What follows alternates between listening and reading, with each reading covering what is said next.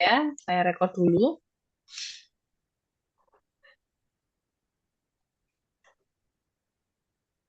Sudah banyak yang masuk ya.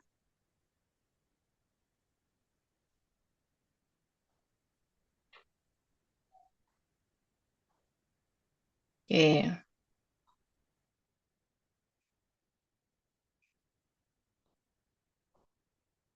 sudah kelihatan PPT-nya belum ya?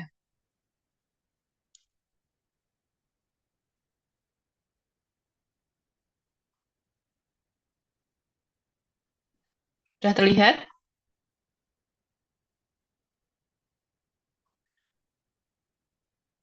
PPT-nya? Sudah ini. Sudah. Oke. Sekarang kita masuk ke teori perilaku produsen dan biaya produksi. Di mana teman-teman di sini pasti tahu bahwa produksi itu sisinya dari perusahaan. Tapi ini kita melihat dulu, yaitu adalah lingkaran atau model ekonomi di mana ada aktor-aktornya atau pelakunya adalah rumah tangga dan perusahaan. Mungkin selama ini teman-teman melihatnya adalah produsen itu selalu dari perusahaan, tapi ada kalanya produsen itu dari rumah tangga, ada kalanya juga produsen itu dari perusahaan. Dan ada kalanya juga rumah tangga ini menjadi konsumen, kemudian perusahaan ini menjadi konsumen juga. Kapan bisa seperti itu? Nah, ini yang dinamakan lingkaran itu tadi, karena bisa jadi perannya berbeda. Ini rumah tangga, dia akan menjadi konsumen ketika dia mengkonsumsi barang dan jasa dari perusahaan. Nah, rumah tangga, dia bisa menjadi produsen ketika dia menyediakan labor dan kapital. Labor dan kapital di sini adalah faktor produksi yang dibutuhkan oleh produsen untuk memproduksi. Nah, jadi rumah tangga menjadi produsen ketika dia mengkonsumsi barang dan jasa. Rumah tangga menjadi produsen adalah ketika dia menyediakan faktor produksi yang dibutuhkan oleh perusahaan. Kemudian, perusahaan bisa menjadi produsen ketika dia memproduksi barang dan jasa, dan perusahaan menjadi konsumen ketika dia menggunakan labor and capital. Nah, kemudian ini adalah revenue. Revenue itu adalah aliran dananya yang dapatnya dari rumah tangga kemudian diperoleh oleh perusahaan. Ketika rumah tangga dia mengkonsumsi barang dan jasa, kemudian menghasilkan revenue yang dinikmati oleh perusahaan. Nah, sedangkan rumah tangga ini dia mendapatkan gaji, mendapatkan rent atau sewa, kemudian juga mendapatkan profit atau keuntungan.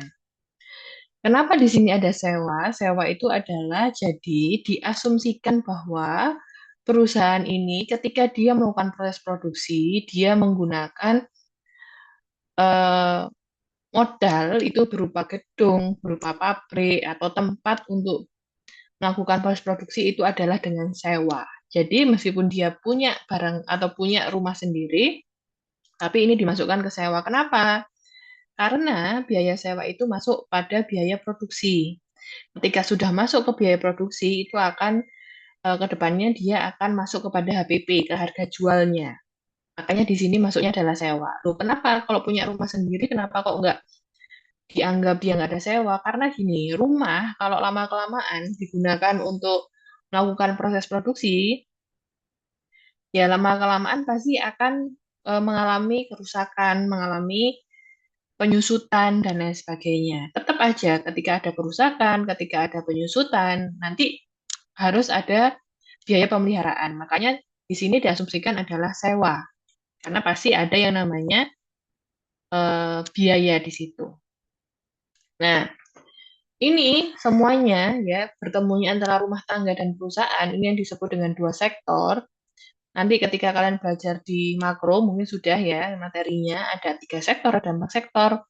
Kalau tiga sektor itu berarti ada campur tangan pemerintah, kemudian kalau empat sektor itu adalah ada perdagangan dengan luar negeri. Nah, proses ini yang dinamakan dengan pasar, di mana pasar itu adalah ekosistem yang paling bergantung. Jadi sama-sama berinteraksi rumah tangga, perusahaan, nanti pemerintah juga, pemerintah pun juga berinteraksi, pemerintah juga punya belanja, dia juga mengkonsumsi dan lain sebagainya.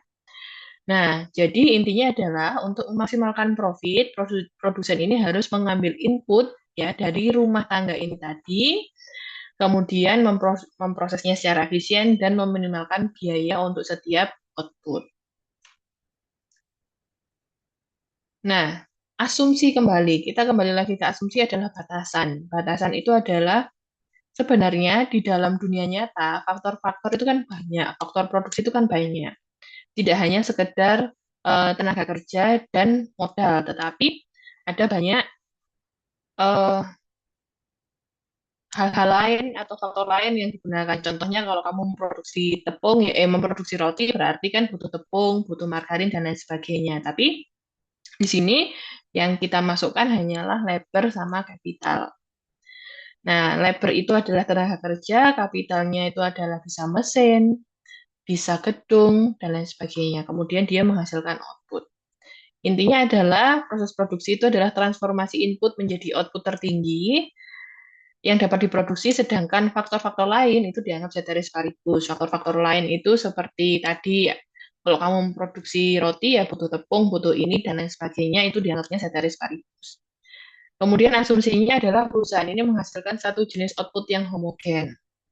Jadi tidak menghasilkan banyak output. Contohnya gini, kalau dia punya dia punya pabrik sepatu, bahan dasarnya dari kulit, kan biasanya kulit itu ada sisanya.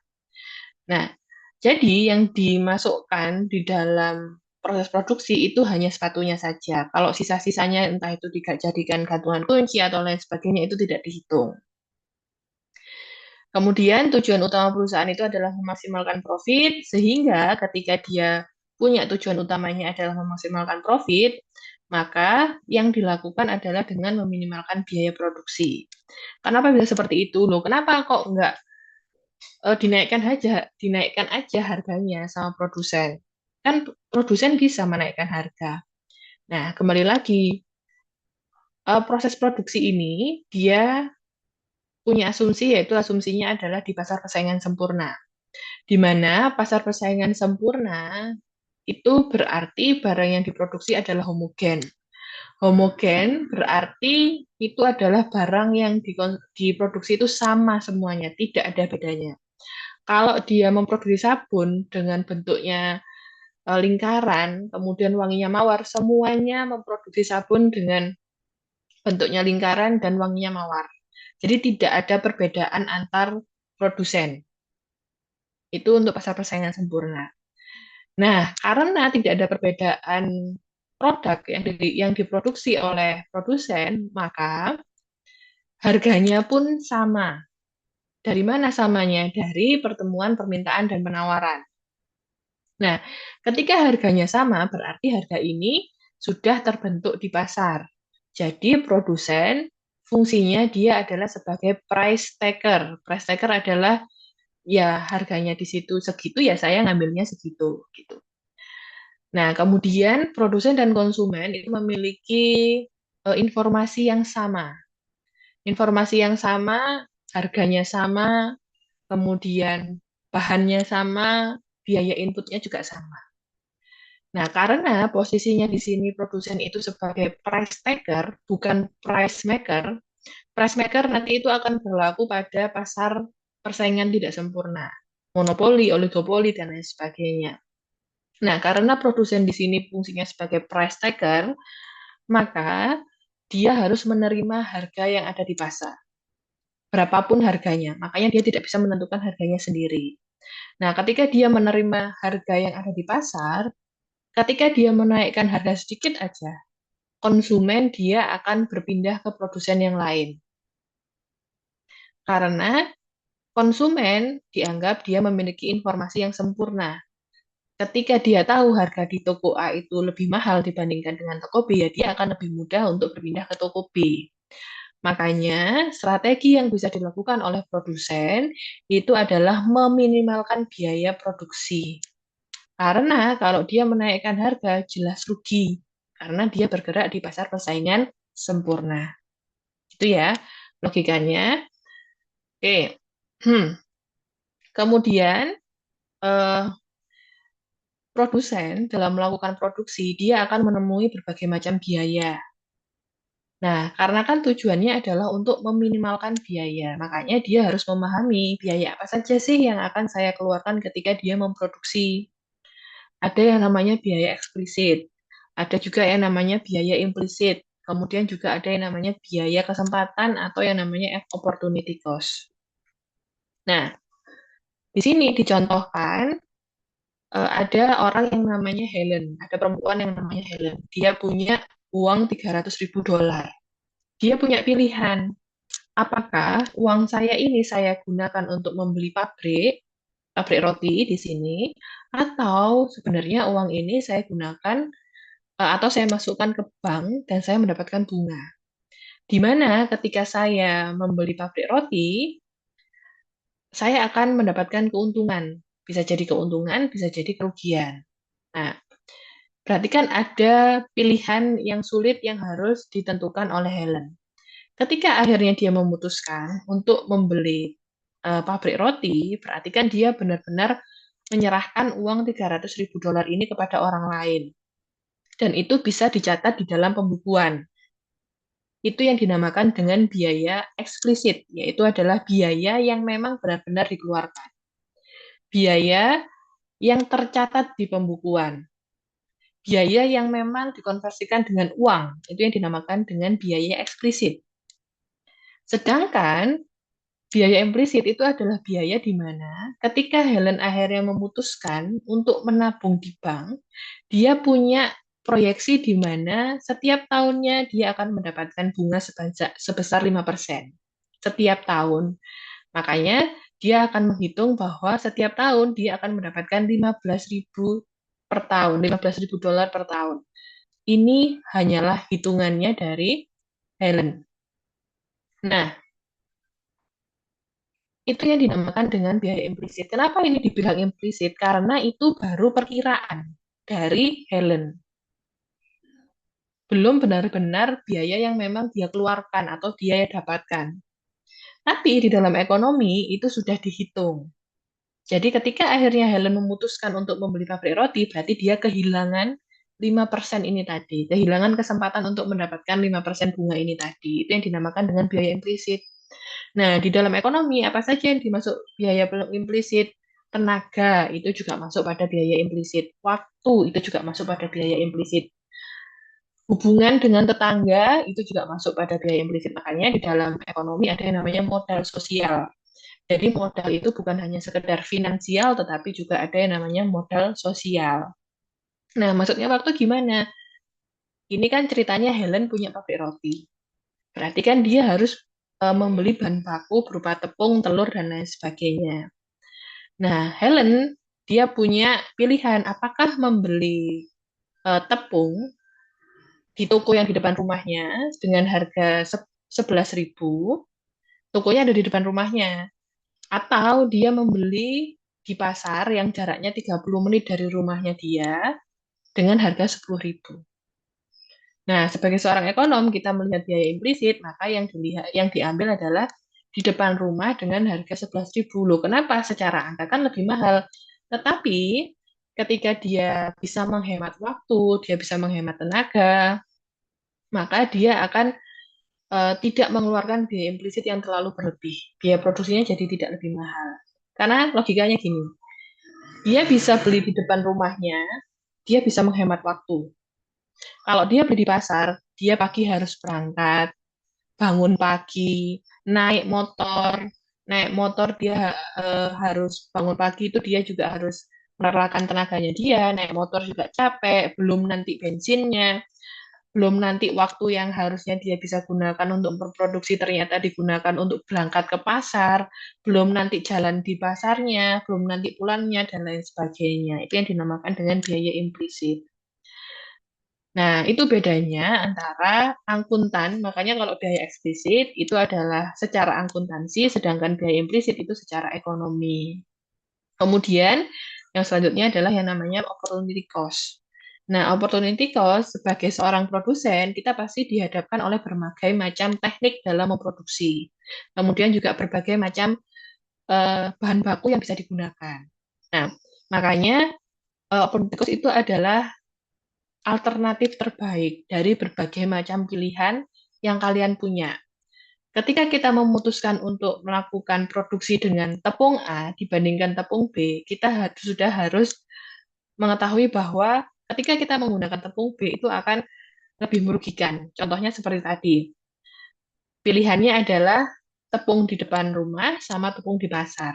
Ketika akhirnya saya merelakan untuk tidak membeli tepung yang berada di pasar, berarti saya akan mendapatkan keuntungan yang lebih karena waktu yang digunakan untuk berangkat ke pasar itu bisa saya gunakan untuk memproduksi.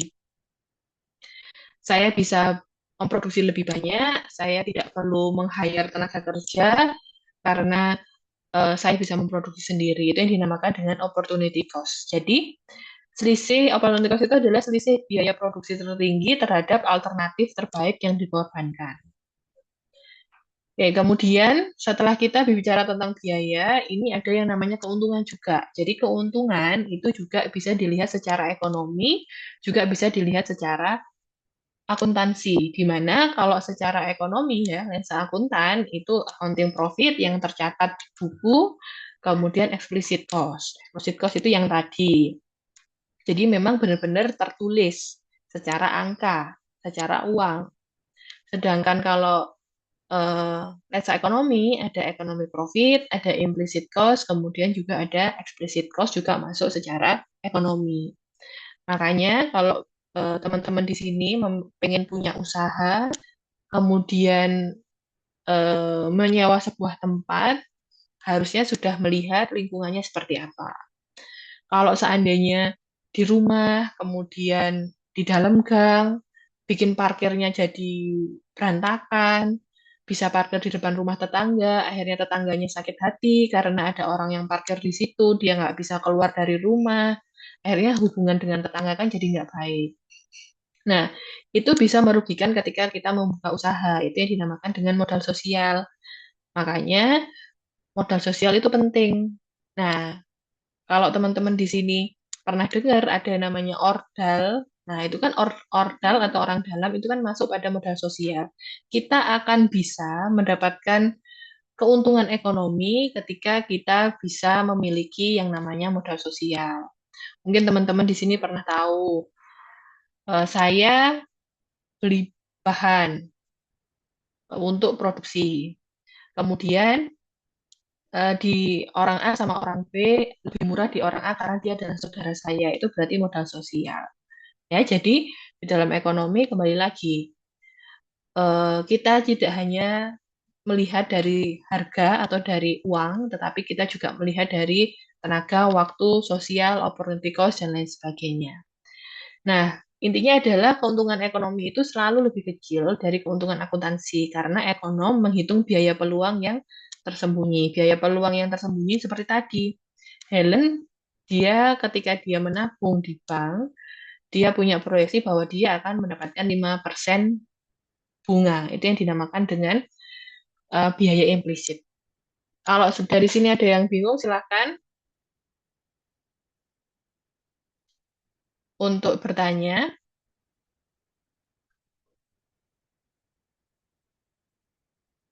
Oke, saya lanjutkan ya.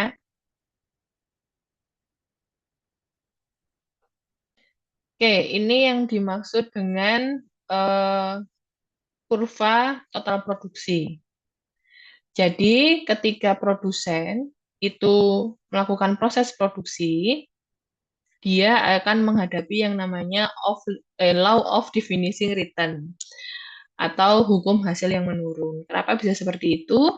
Kita ingat kembali bahwa produsen itu dia menggunakan kapital sama labor, di mana ada dua ini tadi, ada kapital, ada labor, ada dua faktor produksi. Nah, di sini yang ditambah itu adalah labornya. Di sini bisa dilihat ya, ada satu, 2, 3, 4, dan 5. Nah, ketika dari 0 ke 1, dia punya produktivitas yaitu sebanyak 50. Kemudian ketika 50 ke 90, dia nambah dua jumlah pekerja. Di sini bisa dilihat,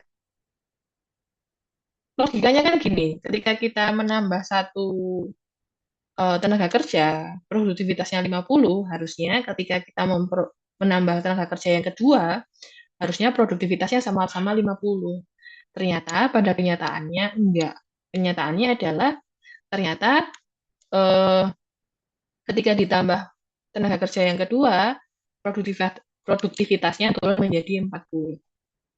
Ditambah tenaga kerja yang ketiga, produktivitasnya turun menjadi 30. Ketika ditambah lagi yang keempat, produktivitasnya turun lagi dan akhirnya kurvanya menunjukkan landai. Yang awalnya curam, kemudian lama-kelamaan menjadi landai. Nah, ini yang dinamakan dengan law of diminishing return.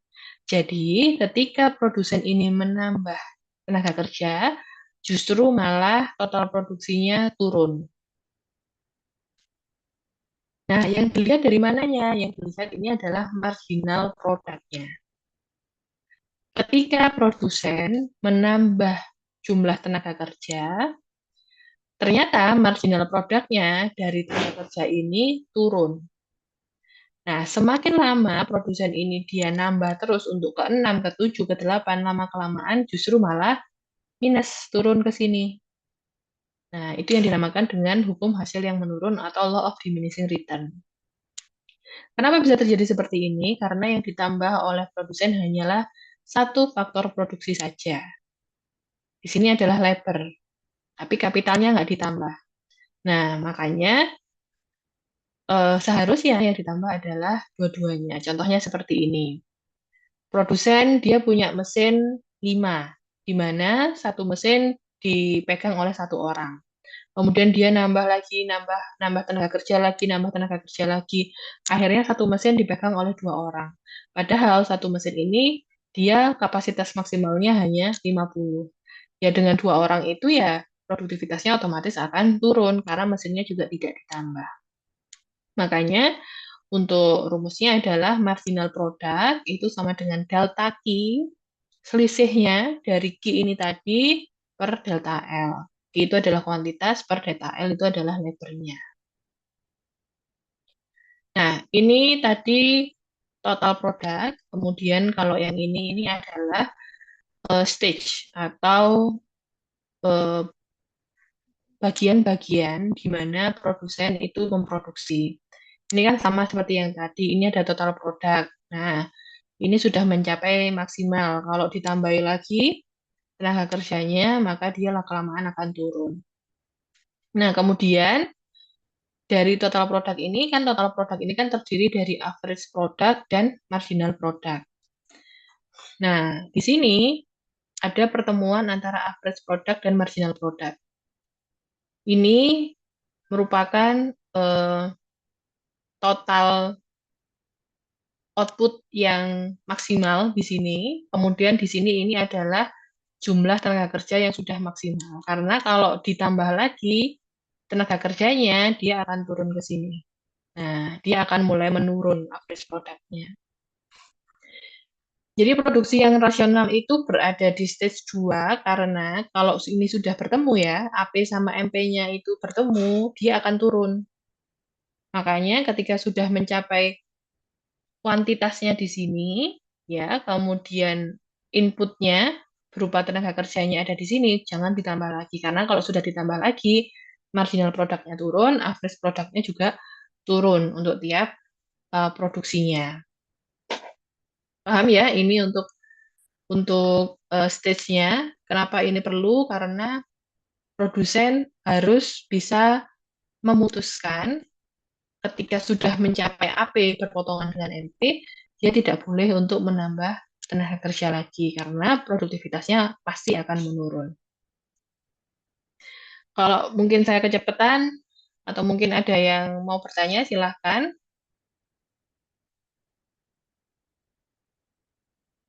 Oke, saya lanjutkan ya. Jadi jenis-jenis biaya itu ada ini ya, ada FC, VC, kemudian AFC, AVC, kemudian juga ATC dan lain sebagainya. Intinya adalah FC itu adalah biaya fixed cost, itu adalah biaya yang selalu keluar berapapun jumlah yang kalian produksi, itu biasanya untuk gedung, kemudian mesin. Nah, maksudnya adalah gini, kalau ada produsen itu yang dia menyewa gedung per tahun, katakanlah biar gampang aja adalah 12 juta, berarti kan satu bulannya adalah 1 juta. Nah, mau kalian libur, mau kalian produksi, kan tetap biaya sewanya tetap segitu. Nggak mungkin ketika kalian ribun 1 bulan terus nggak bayar sewa, kan nggak mungkin seperti itu. Jadi, fixed cost itu adalah biaya yang tetap keluar berapapun jumlah produksi yang kalian hasilkan. Entah itu memproduksinya jadi 1.000 pieces lah, entah kalian nggak memproduksi sama sekali, ya biaya sewanya tetap segitu. Itu yang dinamakan dengan fixed cost. Kemudian ada yang namanya variable cost. Variable cost itu yang tergantung dari seberapa banyak jumlah yang kalian produksi.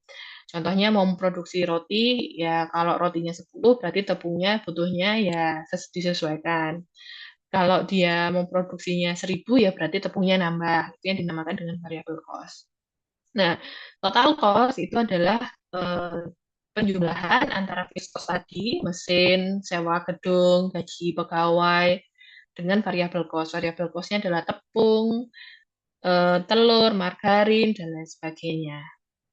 Nah, makanya kalau kalian punya usaha, kemudian kalian pengen atau bingung ini menentukan harganya gimana, ya kalian jangan hanya melihat bahannya segini, tapi juga dilihat sewa gedungnya, peralatannya, dan lain sebagainya. Nah, kemudian fixed cost itu diturunkan menjadi AVC atau average fixed cost. Kemudian VC ini adalah average variable cost, ATC adalah ini untuk per unitnya. Jadi kalau sudah per unit kan berarti nanti kita bisa tahu biaya atau harganya nanti berapa.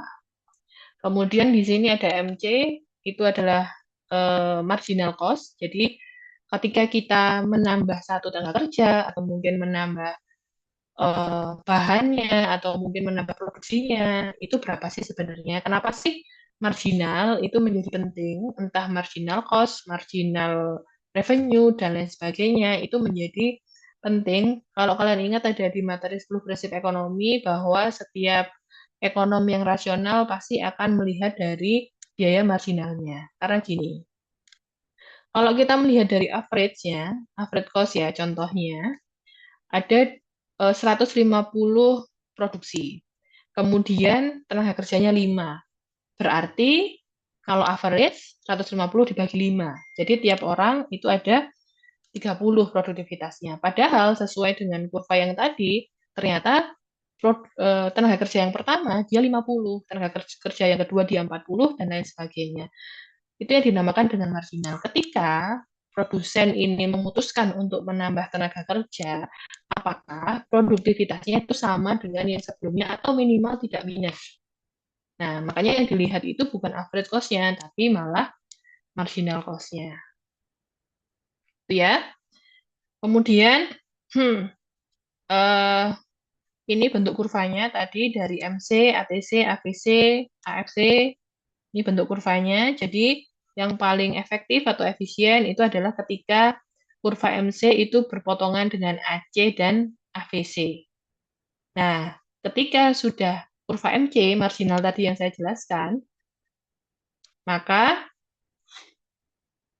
dia berpotongan dengan AC, ini AVC, AC-nya ada di sini ya, karena ini saya pakai minta tolong digambarin sama hilang AC-nya.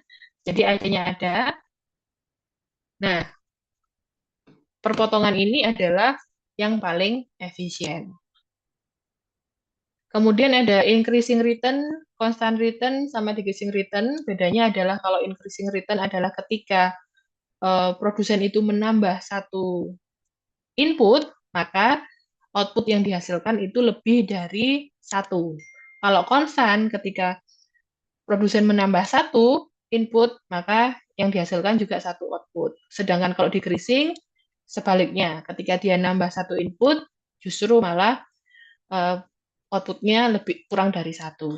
Dari mana bedanya? Ini bisa dilihat, ini fungsi outputnya ya. Di sini, kalau ini karena satu sama dengan satu, jadi kuantitasnya satu, ini inputnya. Kemudian kalau yang increasing ini ada pangkat 2-nya, kalau yang ini ada dikurangi pangkat 2 karena dia menurun. Kemudian intinya di sini bisa dilihat ya, bedanya kalau ini AC lebih besar dari AVC, AVC lebih besar dari MC. Kalau ini sama dengan, kalau yang ini justru malah MC-nya lebih besar.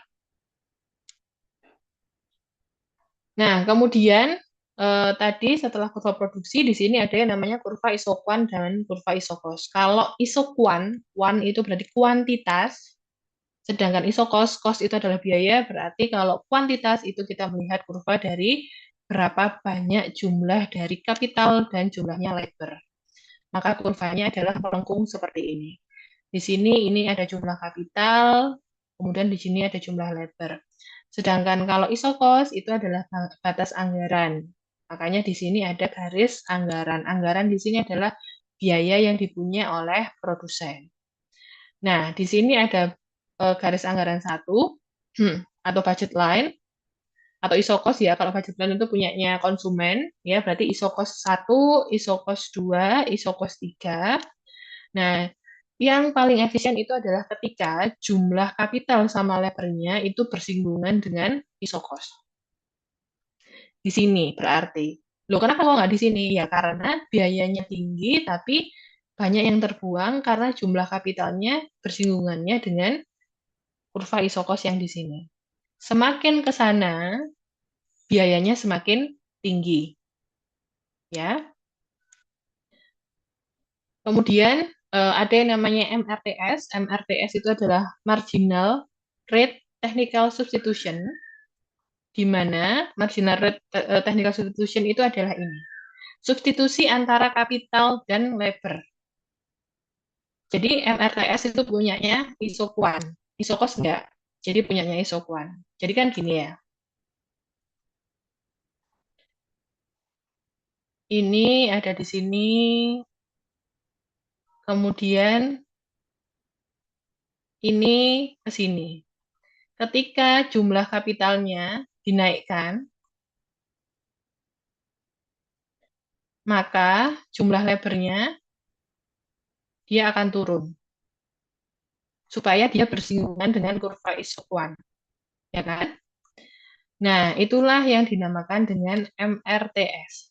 Jadi, ketika salah satu sumber daya ini naik, maka sumber daya yang lainnya akan turun. Ini yang dinamakan dengan MRTS. Ini, eh, ini yang dinamakan dengan MRTS. Jadi, MRTS itu adalah selisihnya.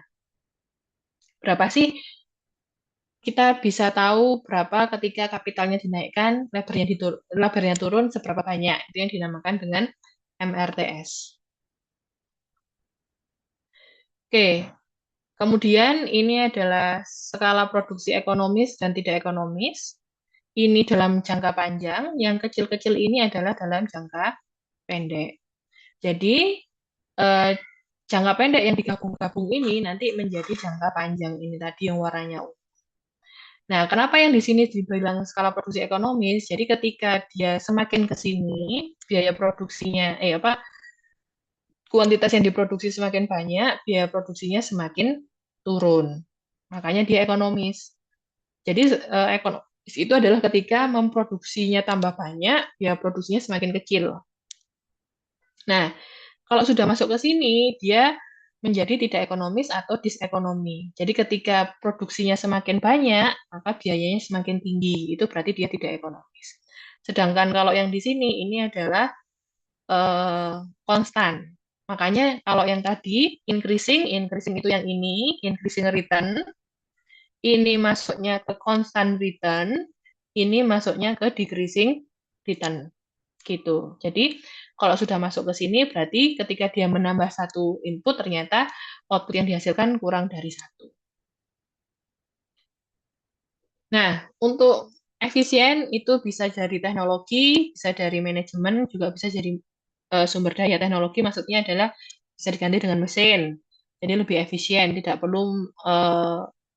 tidak perlu labor yang semakin banyak. Manajemen itu karena kan biasanya manajemen itu kalau perusahaan besar ada direktur, hierarkinya terlalu panjang. Nah, kalau hierarkinya terlalu panjang, maka bisa jadi yang pertama informasinya yang disampaikan tidak sempurna, atau biayanya jadi semakin banyak karena yang gaji semakin banyak. Kemudian juga otomatis adalah sumber daya. Oke, ini saya agak percepat.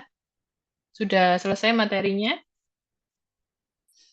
Ada yang mau ditanyakan sampai sini? Waktunya saya ini tinggal 3 menit supaya nanti nggak masuk-masuk lagi ke Zoom. Ada yang mau ditanyakan? Silakan. Mahasiswanya berapa ini? 45. Saya screenshot dulu ya, supaya nanti saya nggak perlu manggil satu-satu. Ada yang mau ditanyakan sampai sini? Silakan. Mengenai materinya, ada yang masih bingung? Semoga minggu depan Zoom-nya sudah bisa pro, jadi biar nggak perlu nunggu 40 menit seperti sekarang. Nggak ada yang mau ditanyakan sampai sini? Sudah jelas semua ya? Oke, ini saya matikan dulu rekodnya.